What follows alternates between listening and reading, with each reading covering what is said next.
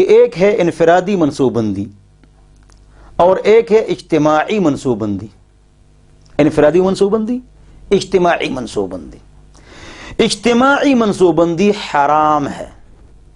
کیا مطلب؟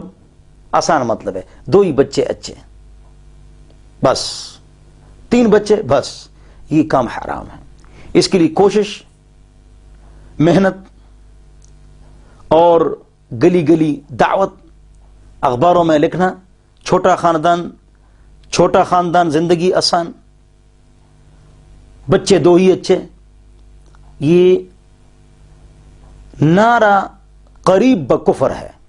اللہ ہم سب کو سمجھ عطا فرمائے. اجتماعی منصوبہ بندی کی شریعت میں گنجائش نہیں ہے، حرام ہے. وَإِذَا الْمَوْءُودَةُ سُئِلَتْ،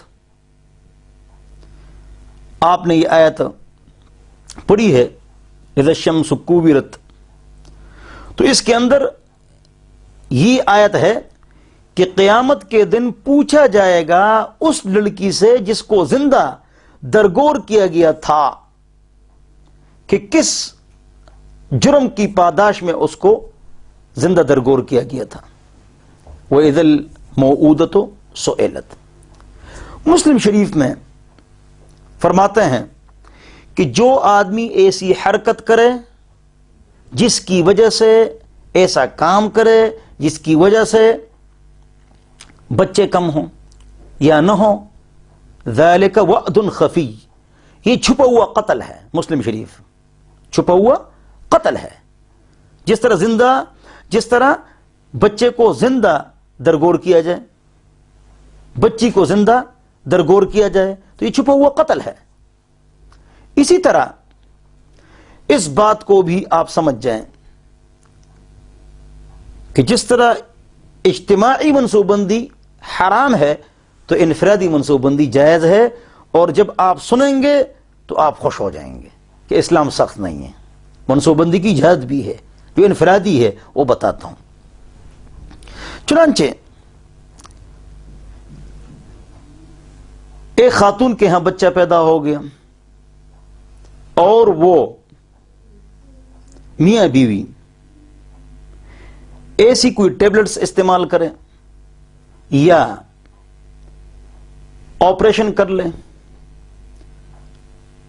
یہاں جو اوپر کا حصہ ہے یہاں کیا جاتا ہے اور کیپسول رکھا جاتا ہے، یا ٹی، یا اسی طرح ایسا عمل کرے جس کی وجہ سے 2 سال کا وقفہ ہو، 2.5-3 سال کا وقفہ ہو، تو یہ جائز ہے.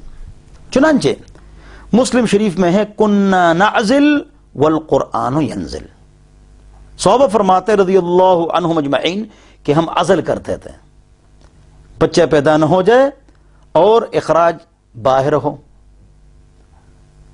تو ہم یہ کرتے تھے اور قرآن اترتا تھا، لیکن قرآن نے اس پر رد نہیں کی ہے. کنا نعزل والقرآن ینزل. ایک دلیل یہ ہے. دوسری بات، بچے کی صحت ہے، ماں کی صحت ہے، زچہ بچہ کی صحت.